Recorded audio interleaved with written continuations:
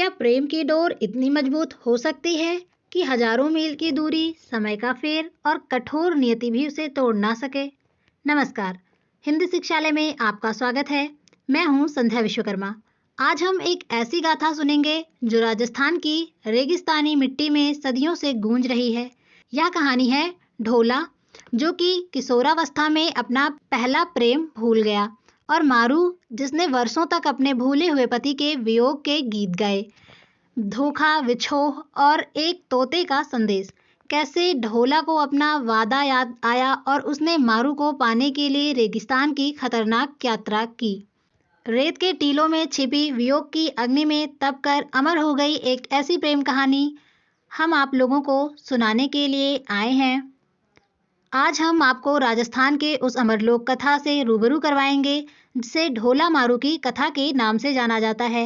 अगर आप जानना चाहते हैं कि सच्चे प्रेम ने कैसे दूरी और दुश्मनी दोनों को हराया, तो इस वीडियो को अंत तक ज़रूर देखिएगा। और ये वीडियो एमए थर्ड सेमेस्टर के बच्चों के लिए भी इम्पॉर्टेंट है, क्योंकि MA third semester Lucknow university में यह लोक कथा सिलेबस में दी गई है। तो एग्ज़ाम की दृष्टि से भी यह कथा आपके लिए बहुत इम्पॉर्टेंट है, तो आप लोग भी इसे अंत तक ज़रूर देखें। तो चलिए शुरू करते हैं राजस्थान की यह अनूठी प्रेम यात्रा। राजस्थान की लोक कथाओं में बहुत सी प्रेम कथाएं प्रचलित हैं, पर इन सब में ढोला मारू प्रेम कथा विशेष लोकप्रिय रही है। इस गाथा की लोकप्रियता का अंदाजा इसी बात से लगाया जा सकता है कि 8वीं सदी की इस घटना का नायक ढोला राजस्थान में आज भी एक प्रेमी नायक के रूप में स्मरण किया जाता है, और प्रत्येक पति पत्नी की सुंदर जोड़ी को ढोला मारू की उपमा दी जाती है। यही नहीं, आज भी लोकगीतों में स्त्रियां अपने प्रियतम को ढोला के नाम से ही संबोधित करती हैं, और ढोला शब्द पति शब्द का पर्यायवाची भी बन चुका है। राजस्थान की ग्रामीण स्त्रियां आज भी विभिन्न मौक़ों पर ढोला मारू के गीत बड़े चाव से गाती हैं। ढोला नरवर के राजा नल का पुत्र था, जिसे इतिहास में ढोला वत्साल कुमार के नाम से जाना जाता है। ढोला का विवाह बालपने में जांगलू देश बीकानेर के पूंगल नामक ठिकाने के स्वामी पंवार राजा पिंगल की पुत्री मारवाड़ी के साथ हुआ था।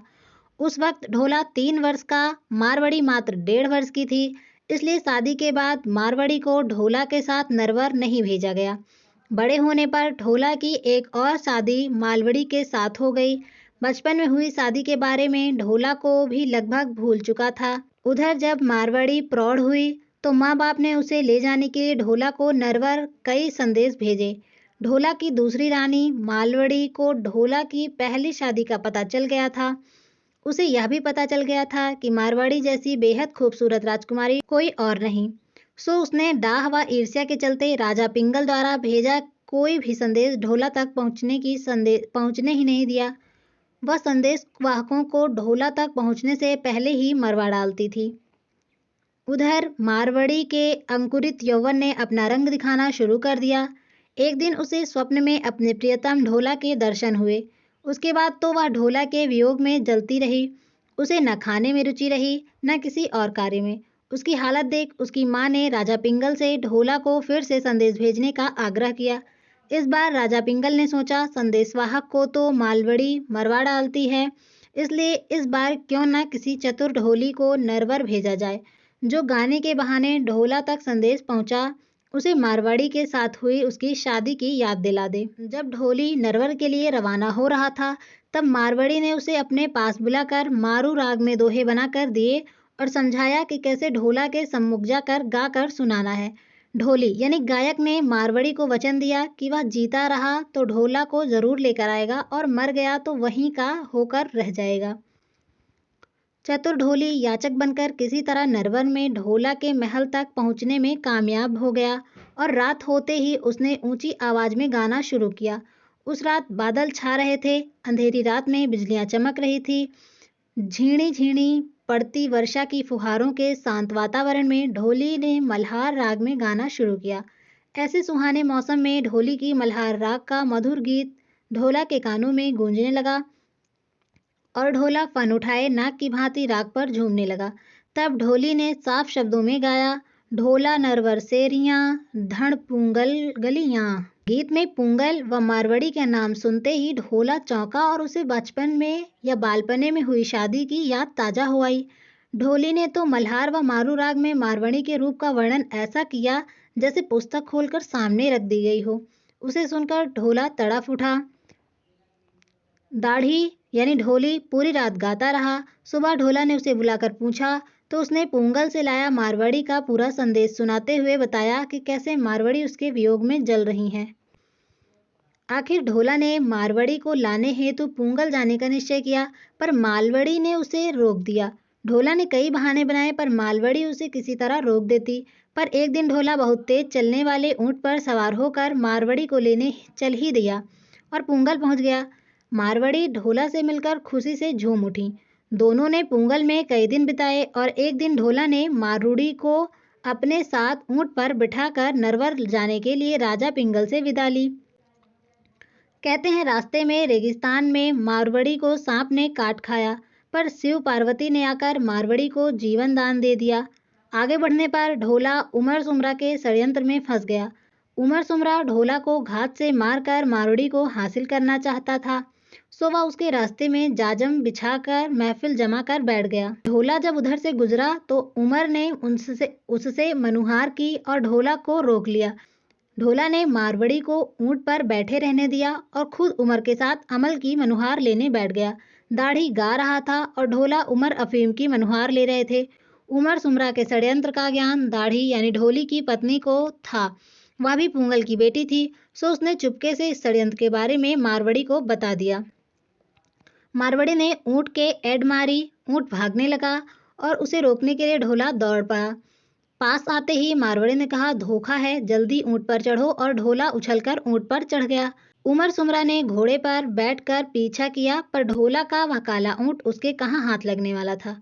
ढोला मारवाड़ी को लेकर नरवर पहुंच गया और उमर सुमरा हाथ मलता रह गया।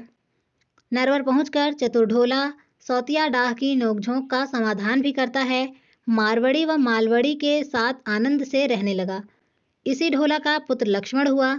लक्ष्मण का भानु और भानु का पुत्र परम प्रतापी ब्रजदामा हुआ, जिसने अपने वंश का खोया राज्य ग्वालियर पुनः जीतकर कछवाह राज्य लक्ष्मी का उद्धार किया। आगे चलकर इसी वंश का एक राजकुमार दूल्हे राय राजस्थान आया, जिसने माची, भाड़ारेज, खोह, झुटवाड़ा आदि के मीणों को मारकर अपना राज्य स्थापित किया। उसके बाद उसके पुत्र काकिल देव ने मीणों को परास्त कर आमेर पर अपना राज्य स्थापित किया, जो देश की आज़ादी तक उसके वंशजों के पास रहा। यही नहीं, इसके वंशज में स्वर्गवासी भैरव सिंह जी शेखावत इस देश के उपराष्ट्रपति बने। व इसी वंश के श्री देवी सिंह शेखावत की धर्मपत्नी श्रीमती प्रतिभा पाटिल आज इस देश की महामहिम राष्ट्रपति हैं। ढोला को रिझाने के लिए दाढ़ी यानी ढोली द्वारा गाए गए कुछ दोहे इस प्रकार हैं। आखड़ियाँ डंबर भई नयन गमाया रोय, क्यों साजन परदेश में रहा बिणाड़ा होय। आंखें लाल हो गई हैं रो रो कर, नयन गवा दिए हैं, साजन परदेश में क्यों पराया हो गया है। अगला है, दुज्जन बयण न सांभरी मना न वीसा रेह, कूंझा लाल बचाह ज्यों खिण खिण चीता रे। यानी कि बुरे लोगों की बातों में आकर उसने मारवाड़ी को मन से मत निकालो। कुरजा पक्षी के लाल बच्चों की तरह वह क्षण क्षण आपको याद करती है। आंसुओं से भीगा चीर निचोड़ते निचोड़ते उसकी हथेलियों में छाले पड़ गए हैं। तो दोस्तों, यह थी ढोला और मारू की अमर प्रेम कथा। एक ऐसी कहानी जिसने हमें सिखाया कि प्रेम केवल मिलना नहीं, बल्कि वियोग में भी विश्वास बनाए रखना है। ढोला मारू की कथा आज भी राजस्थानी लोकगीतों, कला और संस्कृति में जीवित है। यह हमें याद दिलाती है कि हमारा लोक साहित्य कितना सशक्त और भावनात्मक है, जहाँ प्रेम अपने हर रूप में विजयी होता है। इस कहानी को सुनकर आपको कैसा महसूस हुआ?